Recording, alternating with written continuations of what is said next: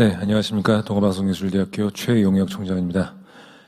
저는 오늘 코로나 시대 한국의 문화예술교육 위기인가 기회인가라는 주제로 발표를 하고 또 저희 대학의 사례를 위주로 말씀을 좀 드리도록 하겠습니다.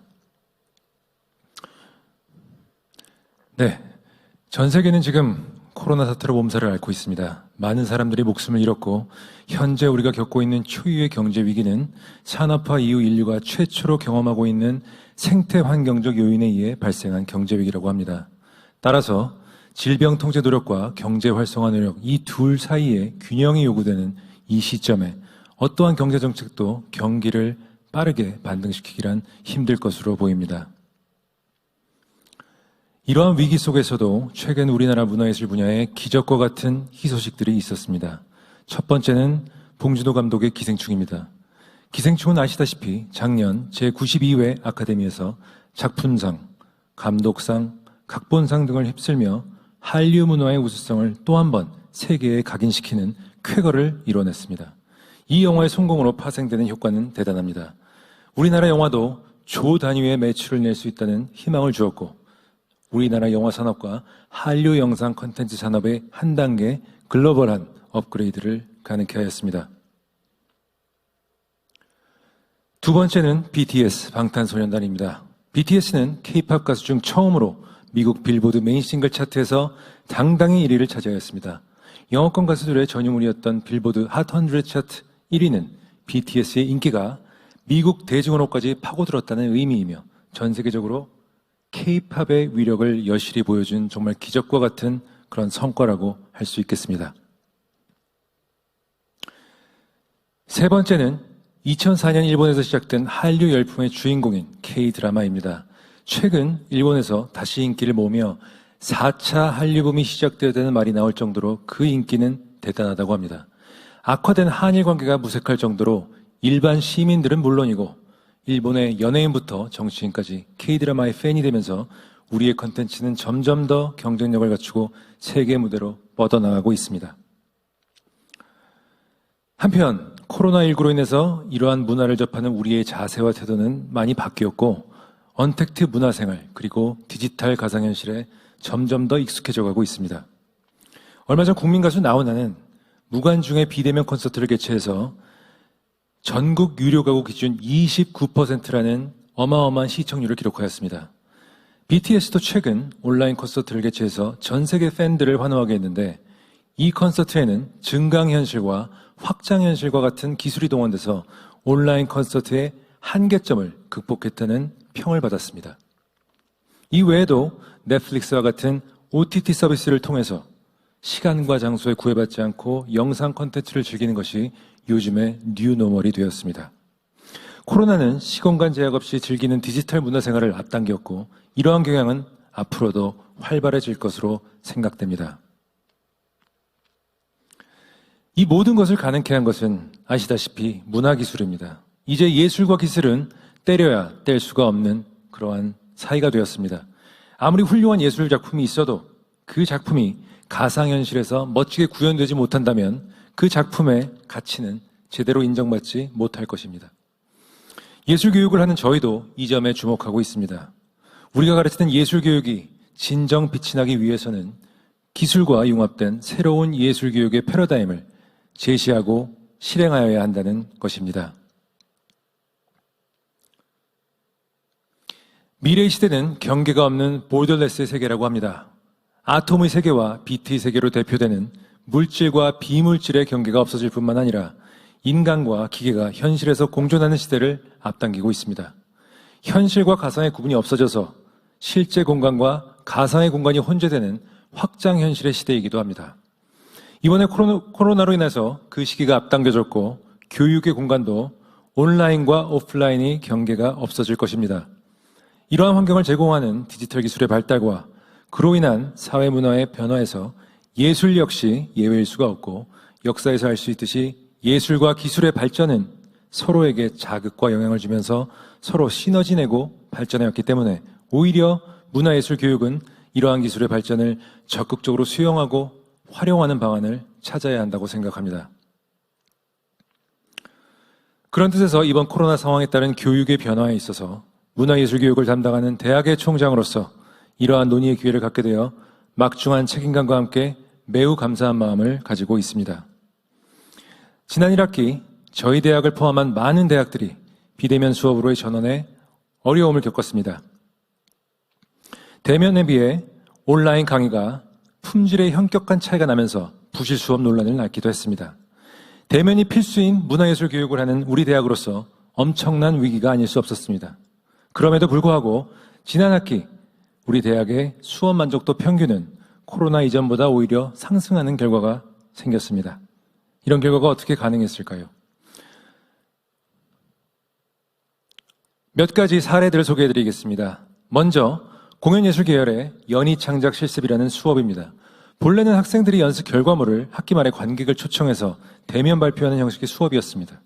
그러나 코로나 상황이 발생함에 따라서 대학이 가지고 있는 인적, 물적 인프라를 통해서 온라인 실시간 공연 중계 시스템을 구축하고 이를 수업에 적극 활용하였습니다. 온라인 중계를 위한 융복합 교육 과정을 빠르게 추가하고 실시간 스트리밍을 위해서 유튜브 채널을 공유함으로써 공연 콘텐츠 발표와 동시에 공연을 중계하였습니다. 저희가 실시간 중계했던 수업 영상을 잠깐 보시겠습니다. 소리 지르고 싶으면 마음대로 질러보세요. 이제 좀 쉬운 것 같아요.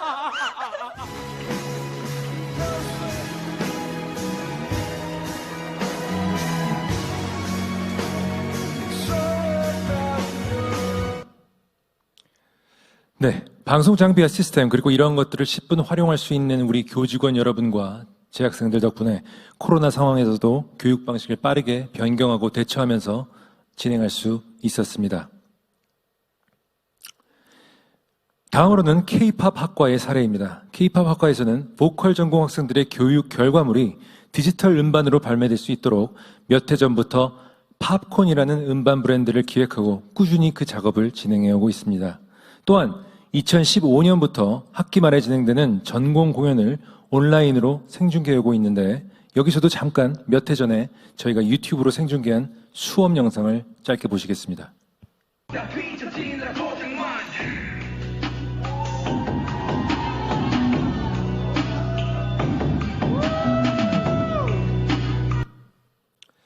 네, 현재는 여기에서 더 나아가서 팝콘 6집 발매 기념 쇼케이스를 12월 15일 네이버 TV에서 유료로 스트리밍하기 위해서 공연 준비 중에 있습니다. 이 온택 공연은 무료 공연이 아니라 유료로 스트리밍함으로써 학생들에게 프로로서의 자세를 기르도록 하고 변화하는 문화예술 환경에 빠르게 대처할 수 있도록 교육을 하고 있습니다. 마지막으로 실용음악학부의 뮤직 신테시스라는 수업입니다. 매주차 수업 내용은 크게 송 스트럭처 분석, 편곡 분석, 편곡 실습이라는 세 가지로 구성되어 있는데 실제 수업 시간에 교수자는 편곡 분석과 편곡 실습만을 진행을 하고 송 스트럭처 분석은 교수자가 아닌 학습자의 자기주도식 학습을 도모하고 있습니다. 방법은 학습 구성원 모두가 각자 한 곡씩 분석한 다음에 공유 클라우드에 업로드함으로써 교수자에게 제출하는 것이 아니라 학생 모두가 지식 공동체로서 학습 내용을 공유하는 데에 의의가 있습니다. 업로드한 학습자의 분석 내용을 다른 학습자가 자유롭게 수정하고 또 댓글을 통해서 해당 내용에 대해 토론하고 또 다시 이를 반영함으로써 집단 지성을 이루는 데 기여하고 있습니다.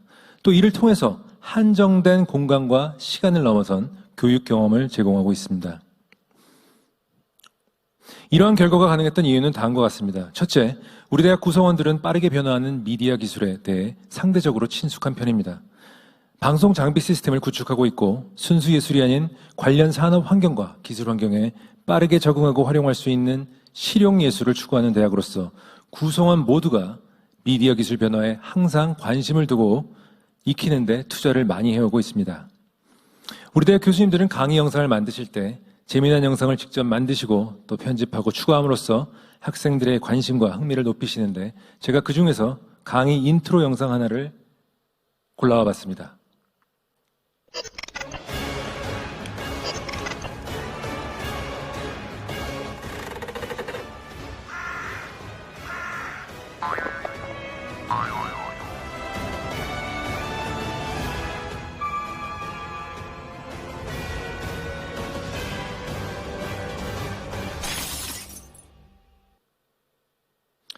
네, 이렇게 끼와 능력이 많으신 우리 교수님들 덕분에 온라인 강의를 하는 데 있어서 비교적 큰 어려움은 없었던 것 같습니다.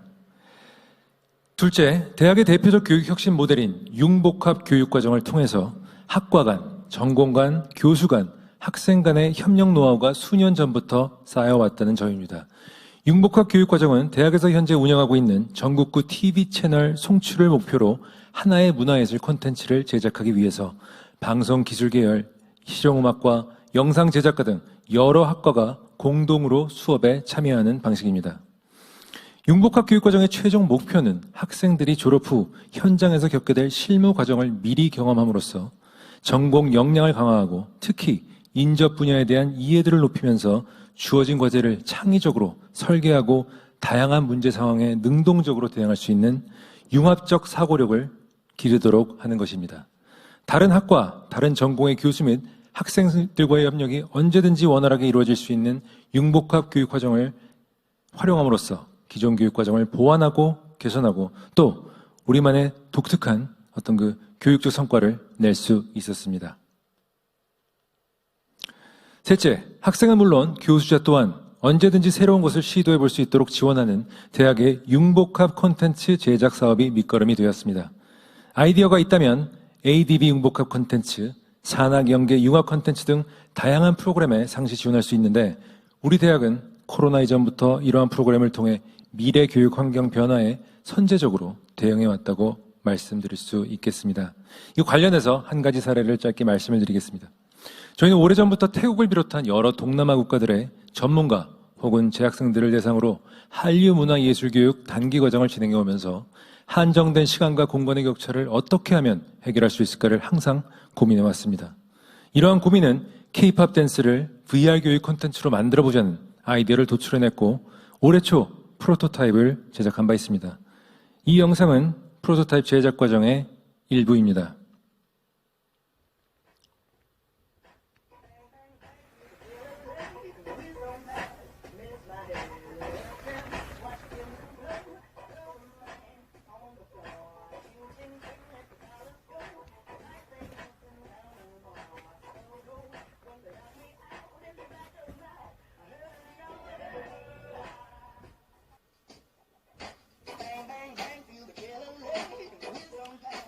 네, 현재는 테스트 단계에 있지만 이렇게 모션 캡처 기술 등을 이용한 VR 교육 콘텐츠는 2D 영상과는 달리 360도 관찰, 무제한 반복 관찰 등은 물론이고 시공간의 한계를 뛰어넘는 한류 문화 교육의 발전에 일조할 것이라고 믿습니다. 방송예술 분야를 담당하고 있는 대학으로서 지금까지 진행해온 교육 과정과 다양한 프로젝트의 경험을 바탕으로 몇 가지 제언을 드리고자 합니다. 첫째, 이제 앞으로의 교육은 지식을 저장하는 방법을 가르치는 교육에서 활용하는 방법을 가르치는 교육으로의 대전환이 일어나고 있고 또 일어나야 합니다. 교수자는 학생들에게 지식을 전달하는 것이 아닌 적합한 지식을 선별하고 연결하는 방법을 가르쳐야 할 것입니다.